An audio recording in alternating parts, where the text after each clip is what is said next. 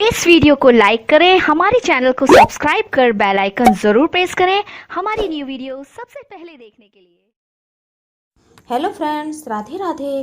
Friends, आज हम बात करेंगे अधिक मास, मलमास और पुरुषोत्तम माह के बारे में। यह मास बहुत ही उत्तम फलदायी देने वाला है। हर 3 साल में एक बार एक अतिरिक्त माह जुड़ जाता है, इसे ही अधिक मास कहा जाता है। इसे मलमास या पुरुषोत्तम मास के नाम से भी जाना जाता है। हिंदू धर्म में अधिक मास चंद्र वर्ष का एक अतिरिक्त भाग है जो हर 32 माह 16 दिन और 8 घंटे के अंदर से आता है। सूर्य वर्ष और चंद्र वर्ष के बीच अंतर का संतुलन बनाने के लिए इसका आगमन होता है। प्रत्येक सूर्य वर्ष 365 दिन और करीब 6 घंटे का होता है, वहीं चंद्र वर्ष 354 दिनों का होता है। दोनों वर्षों के बीच लगभग 11 दिनों का अंतर होता है, जो हर 3 वर्ष में लगभग 1 मास के बराबर हो जाता है। इसी अंतर को दूर करने के लिए हर 3 साल में एक चंद्रमास अस्तित्व में आता है, इसे ही अधिक मास कहते हैं। इस माह का विशेष महत्व है। ऐसी मान्यता है कि अधिक मास में किए गए पूजा, कर्म और दान पुण्य के कामों का अन्य महीनों के मुकाबले में 10 गुना अधिक फल मिलता है। हर दिन साल में एक बार आने वाले अधिक मास यानी मलमास के पुरुषोत्तम मास बनने की बड़ी ही रोचक कथा है। कहा जाता है कि दैत्यराज हिरण्यकश्यप ने अमर होने के लिए कठोर तप किया। इससे ब्रह्मा जी प्रकट हुए और वरदान मांगने के लिए कहा। इस पर हिरण्यकश्यप ने कहा कि आपके बनाए किसी भी प्राणी से मेरी मृत्यु ना हो, ना मनुष्य से और न पशु से, न दैत्य से और न देवताओं से, न भीतर मरूं, न बाहर मरूं, न दिन में, न रात में, न आपके बनाए 12 माह में, न अस्त्र से मरूं और न शस्त्र से, न पृथ्वी पर, न आकाश में, युद्ध में कोई भी मेरा सामना ना कर सके। आपके बनाए हुए समस्त प्राणियों का मैं एक छत्र सम्राट हूँ। तब ब्रह्मा जी ने कहा तथास्तु।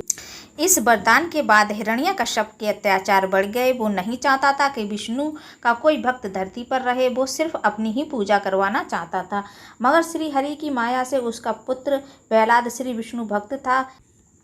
हिरण्यकश्यप ने प्रहलाद की हत्या के लिए हर तरह के तरीके अपनाए। अपने परम भक्ति की जान बचाने के लिए प्रभु ने सबसे पहले 12 माह को 13 माह में बदलकर अधिक मास बनाया। इसके बाद भगवान विष्णु ने नरसिंह अवतार लेकर शाम के समय देहरी पर अपने नाखूनों से उसका वध कर दिया। हर चंद्रमास के हर महीने के लिए एक देवता निर्धारित है, मगर एक मास अधिक जुड़ जाने से उसका कोई देव न था।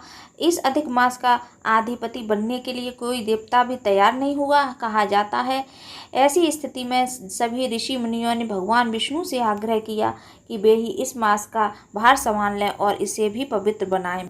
भक्त वत्सल श्री हरि उसे लेकर गोलोक पहुँचे। वहाँ श्री कृष्ण विराजमान थे। करुणा सिंधु भगवान श्री कृष्ण ने मलमास की व्यथा जानकर उसे वरदान दिया, अब से मैं तुम्हारा स्वामी हूँ। इससे मेरे सभी गुण तुम में समाविष्ट हो जाएंगे। मैं पुरुषोत्तम के नाम से विख्यात हूँ और मैं तुम्हें अपना यही नाम दे रहा हूँ। आज से तुम मलमास के बजाय पुरुषोत्तम मास के नाम से जाने जाओगे। इसलिए प्रति 3रे वर्ष संवत्सर में तुम्हारे आगमन पर जो व्यक्ति श्रद्धा भक्ति के साथ कुछ अच्छे कार्य करेगा उसे कई गुना पुण्य मिलेगा। इस प्रकार भगवान ने अनुपयोगी हो चुके अधिमास को, मलमास को धर्म और कर्म के लिए उपयोगी बना दिया। अतः इस दुर्लभ पुरुषोत्तम मास में स्नान, पूजन, अनुष्ठान एवं दान करने वाले को कई पुण्य फल की प्राप्ति होती है। ऐसी मान्यता है कि पुरुषोत्तम मास में दक्षिणावर्ती शंख का बहुत अधिक महत्व है। इससे पूजन करके घर में रखने से बहुत अधिक लाभ होते हैं। इसलिए पुरुषोत्तम मास में दक्षिणावर्ती शंख को अपने घर में जरूर लाएं और उसकी विधि विधान से पूजा करें। ऐसी मान्यता है कि घर में दक्षिणावर्ती शंख को विधि विधान से रखा जाता है तो धन में कमी नहीं होती है, साथ ही धन लाभ के लिए अत्यंत लाभकारी होता है। लेकिन यदि दक्षिणावर्ती शंख पूर्ण रूप से शुद्धिकरण करके नहीं रखा जाता तो इसका कुछ प्रभाव नहीं होता है। इसलिए याद रखिए, जब भी दक्षिणावर्ती शंख अपने घर में लेकर आए तो दक्षिणावर्ती शंख को शुद्ध करने के लिए सबसे पहले आपको भगवान विष्णु और माता लक्ष्मी जी के सामने एक लाल कपड़ा ले लेना है। उस पर दक्षिणावर्ती शंख को रख लेना, उसमें गंगाजल भरकर भगवान विष्णु और माता लक्ष्मी के 1.25 लाख मंत्रों से शंख को अभिमंत्रित कर लेना है और फिर उसका पूजन करना है। इसके पश्चात आप डेली सुबह ब्रह्म मुहूर्त में उठकर दक्षिणावर्ती शंख के सामने आसन पर बैठकर ओम श्री लक्ष्मी सहोदराय नमः का 11 बार जाप करें। ऐसा करने से भी आपकी जितनी भी धन संबंधी समस्याएं हैं वो दूर हो जाती हैं और इसका विशेष ही बहुत ही चमत्कारी लाभ प्राप्त होते हैं और माता लक्ष्मी की असीम कृपा प्राप्त होती है। वैसे तो आप इस मंत्र का जाप सप्ताह में किसी भी दिन कर सकते हैं, लेकिन शुक्रवार के दिन दक्षिणावर्ती शंख का शुद्धिकरण और मंत्र का जाप करना अत्यधिक लाभकारी और चमत्कारी सिद्ध होता है। यदि आप दक्षिणावर्ती शंख को धन स्थान पर रखते हैं, अन्न के स्थान पर रखते हैं, तो कभी भी आपको आर्थिक तंगी नहीं होगी और अन्न की कमी नहीं होगी। दक्षिणावर्ती शंख को बेडरूम में भी रखने से मन की शांति मिलती है और घर में सकारात्मक ऊर्जा का संचार होता है। दक्षिणावर्ती शंख में शुद्ध जल भरकर किसी स्थान पर छिड़कने से स्थान से संबंधित दुर्भाग्य दूर हो जाता है, साथ ही उस स्थान की पवित्रता भी बनी रहती है। साथ ही दक्षिणावर्ती शंख को घर में रखने से किसी जादू टोने का कुप्रभाव भी खत्म हो जाता है। इसके अलावा पुरुषोत्तम मास में रोज ब्रह्म मुहूर्त में उठकर किसी पवित्र नदी या सरोवर में स्नान करने से भी सुखी जीवन प्राप्त होता है। इस माह के दौरान आप तुलसी के सामने एक गाय का घी का दीपक जला सकते हैं और ओम नमो भगवते वासुदेवाय मंत्र बोलते हुए तुलसी की 11 परिक्रमा भी कर सकते हैं। इस उपाय से घर में सुख शांति बनी रहती है और किसी भी प्रकार का कोई संकट नहीं आता है। भगवान विष्णु को पीताम्बरी भी कहते हैं, जिसका अर्थ है पीले रंग के वस्त्र धारण करने वाला। अधिक मास के दौरान पीले रंग के कपड़े, पीले फल व पीला अनाज पहले भगवान विष्णु को अर्पण करें। इसके बाद ये सभी वस्तुएं गरीबों को व जरूरतमंदों को दान करते हैं। ऐसा करने से भगवान विष्णु और माता लक्ष्मी की कृपा बनी रहती है। अधिक मास में भगवान विष्णु अपने भक्तों पर प्रसन्न होते हैं, उनकी हर इच्छा जैसे धन संपत्ति संतान आदि पूरी करते हैं, इसलिए भक्ति भाव से भगवान की पूजा करें। अधिक मास में दक्षिणावर्ती शंख में साफ पानी भरकर उससे भगवान विष्णु का अभिषेक करें। भगवान विष्णु को खीर, पीले फल या पीले रंग की मिठाई का भोग लगाएं। अगर आप धन लाभ चाहते हैं तो इस महीने में भगवान विष्णु के साथ माता लक्ष्मी की भी पूजा करें और रोजाना शाम को तुलसी के सामने गाय का शुद्ध दीपक लगाएं और तुलसी के पौधे को प्रणाम करें। और इस माह में गाय का कच्चा बिना उबला हुआ दूध में केसर मिलाकर भगवान विष्णु का अभिषेक करें। पीपल में भगवान विष्णु का वास माना जाता है, इसलिए पुरुषोत्तम मास में पीपल के पेड़ पर मीठा जल चढ़ाएं। भगवान विष्णु के मंदिर में जाकर अन्न का यथाशक्ति दान करें। हालांकि इन सभी उपायों में से जो कोरोना काल में सुरक्षित रास्ता अपनाते हुए किए जा सकें वही करें। सबसे पहले इस भयानक बीमारी से सुरक्षा जरूरी है।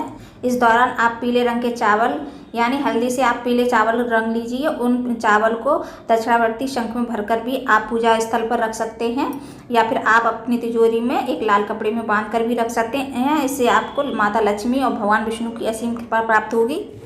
फ्रेंड्स, तंत्र में हम दक्षिणावर्ती शंख को बहुत ही महत्वपूर्ण मानते हैं। अगर आप इसको विधि विधान से सिद्ध करके अपने घर पर लाते हैं तो कई प्रकार की आपके घर की बाधाएं शांत हो जाती हैं। धन की कमी तो होती ही नहीं, साथ ही साथ नज़र बाधा हो, किसी प्रकार का किसी ने किया धरा हो, वो भी दूर हो रहता है। इसलिए हमेशा ध्यान रखिए, इसका सिद्धिकरण यानी सिद्ध किया हुआ और शुद्धिकरण यानी पवित्र किया हुआ ये आवश्यक होना चाहिए। फिर आप देखेंगे कि दिन दुनी रात चौगुनी उन्नति होगी, साथ ही साथ शांति का अनुभव होगा। यदि आप इसमें शुद्ध जल भरकर किसी चीज़ पर या किसी स्थान पर या किसी व्यक्ति पर छिड़काव करते हैं तो दुर्भाग्य, अभिशाप, तंत्र मंत्र, किसी प्रकार के टोने टोटके होते हैं वो इस शंख के आगे निष्फल हो जाते हैं। और दक्षिणावर्ती शंख जहाँ भी रहता है उस घर में धन की कमी नहीं रहती है और इसे घर में रखने से सभी प्रकार की नकारात्मक ऊर्जा समाप्त हो जाती है और सकारात्मक ऊर्जा का प्रसार होता है। फ्रेंड्स, मैं आपको बता देती हूँ अधिक मास में आप कृष्ण पक्ष के दौरान क्या क्या दान कर सकते हैं। चांदी का दीपक, सोना या कांसे का पात्र, कच्चे चने, खारेक, गुड़, तुअर दाल, लाल चंदन, कपूर, केवड़े की अगरबत्ती, केसर, कस्तूरी, गोराचन, शंख, गरुड़, घंटी, मोती या मोती की माला, हीरा या पन्ना का नगद आदि दान कर सकते हैं। शुक्ल पक्ष के दौरान आप मालपुआ, खीर से भरा पात्र, दही, सूती वस्त्र, रेशमी वस्त्र, ऊनी वस्त्र, घी, तिल, गुड़, चावल, गेहूँ, दूध, कच्ची खिचड़ी, शक्कर व शहद, तांबे का पात्र, चांदी के नंदीगढ़। प्रतिपदा के दिन घी अथवा चांदी का दान करें। द्वितीया के दिन कांसा अथवा स्वर्ण का दान करें। तृतीया के दिन चना या चने की दाल का दान करें। चतुर्थी के दिन खारक अथवा कछुआ का दान करना अत्यंत लाभकारी होता है। षष्ठी के दिन अष्टगंध का दान करें। सप्तमी अष्टमी के दिन रक्त चंदन का दान उचित होता है। नवमी के दिन केसर का दान करें। दशमी के दिन कस्तूरी का दान करें। एकादशी के दिन गोलोचन का दान करें। द्वादशी के दिन शंख का दान फलदायी माना जाता है। त्रयोदशी के दिन घंटाल या घंटी का दान करें। चतुर्दशी के दिन मोती या मोती की माला का दान करें। पूर्णिमा के दिन माणिक तथा रत्नों का दान करें। इस माह में आप दीप दान और ध्वजा दान भी कर सकते हैं। दान दक्षिणा का कार्य भी पुण्य फल प्रदान करता है। पुरुषोत्तम मास में स्नान, पूजन और अनुष्ठान और दान करने से विशेष फल प्राप्त होते हैं और हर प्रकार के कष्ट दूर होते हैं। इस माह में जप और तप के अलावा व्रत का भी बहुत महत्व है। पूरे मास एक समय ही भोजन करना चाहिए, जो आध्यात्मिक और सेहत की दृष्टि से उत्तम होगा। भोजन में गेहूँ, चावल, जौ, मूंग, बथुआ, मटर, चौलाई, ककड़ी, केला, आंवला, दूध, दही, घी, आम, हरे पीपल, जीरा, सौंठ, सेंधा, नमक, इमली, पान, सुपारी, कटहल। इस माह में क्या नहीं करें? इस पुरुषोत्तम माह में किसी भी प्रकार का व्यसन नहीं करें। मांसाहार से दूर रहें। मांस, शहद, चावल का माड़, उड़द, राई, मसूर, मूली, प्याज, लहसुन, बासी अन्न, नशीले पदार्थ आदि नहीं खाने चाहिए। और इस माह में विवाह, नामकरण, अष्टकादि, श्राद्ध, तिलक, मुंडन, यज्ञोपवीत, कर्ण छेदन, गृह प्रवेश, देव प्रतिष्ठा, संन्यास अथवा शिष्य दीक्षा लेना, यज्ञ आदि शुभ कर्मों और मांगलिक कार्यों का भी निषेध है।